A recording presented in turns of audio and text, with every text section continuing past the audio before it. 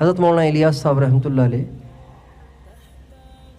جب 7 سال کے تھے تو ان کے جو بڑے بھائی تھے حضرت مولانا یحییٰ صاحب، وہ ان کو لے کر گئے حضرت مولانا رشید احمد گنگوہی رحمۃ اللہ علیہ کی خدمت میں، اور 13 برس ان کی خدمت میں رہے، ان سے بیعت ہوئے، پھر 13 برس ان کے پاس گزارے۔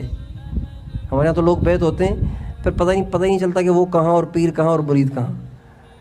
13 برس مولانا الیاس صاحب نے ان کے پاس گزارے، یہاں تک کہ عمر 20 سال ہو گئی اور حضرت گنگوہی کا انتقال ہو گیا۔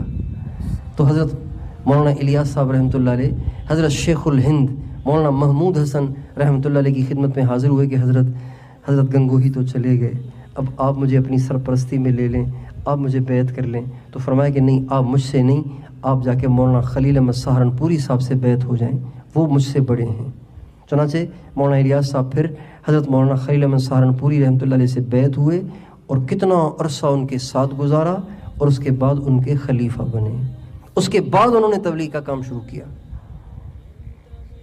تو تبلیغ کا کام اللہ نے جو اتنا بڑا کام لیا تو ہر آدمی نہیں کر سکتا، وہ تو ان کے اندر کچھ صفات تھیں، یعنی اہل اللہ کے پاس رہ کر وہ ایسے بن گئے تھے کہ اللہ تعالیٰ نے ان کے لیے کروڑوں انسانوں کی ہدایت کا فیصلہ کر لیا۔ ان کے بیٹے مولانا یوسف صاحب وہ مولانا الیاس صاحب سے بیعت ہوئے، ان کے بعد حضرت جی مولانا انعام صاحب وہ مولانا الیاس صاحب سے بیعت ہوئے۔